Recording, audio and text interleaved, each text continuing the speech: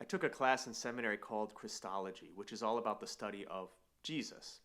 And the first thing we did in that class was we actually went over a bunch of heresies that were about Jesus that had been claimed throughout the years. The reason being, or the thought behind that, is that since we're studying God himself, we can't fully know him on this side of heaven.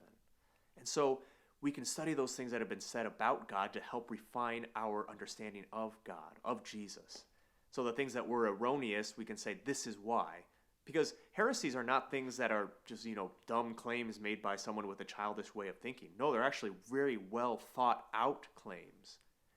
But when followed through to conclusion, they do not reflect the truth of the gospel. They do not reflect the truth of who God is.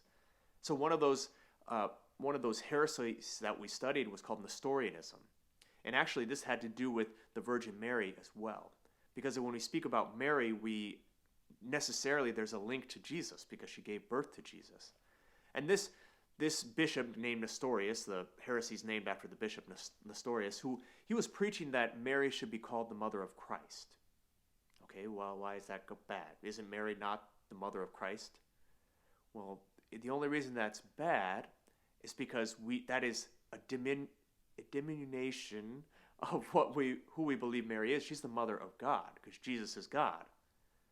So we can't just say she's the mother of Christ. It kind of says, no, Jesus wasn't really God, but he became the Messiah or something. And so we celebrate today the feast day of St. Cyril of Alexandria, who fought against that heresy, who said, no, we need to be precise on this, because if we're not precise on who Mary is, we can't be precise on who Jesus is. So it can be very hard. I mean, this isn't a very easy thing to get all the details in, right? I mean, you're probably like, I'm not sure if I totally get that. But it's important for us. So the thing to take away from that is you can't call Mary the mother of Christ. Or really, the only title, if we're going to say mother, is she's the mother of God. She's also our blessed mother as well. Jesus says in the gospel today that to enter through the narrow gate, because the gate that leads to destruction is wide and the road is broad. Meaning that the gate leading to the eternal damnation or, the bad place, it can be very easy to fall into that. We live in a world that's not neutral. We live in a world that wants almost to lead us. It feels like it leads us to that place if we don't do anything about it. So it can be difficult for us to stay on this narrow way. So how do we do it?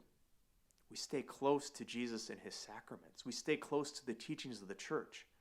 Something that's borne a lot of fruit for me is just being willing to learn more and more every day, going into the church's teaching or listening to good preachers who know what they're talking about, because we can be very easily fooled. We can be very easily led off that path.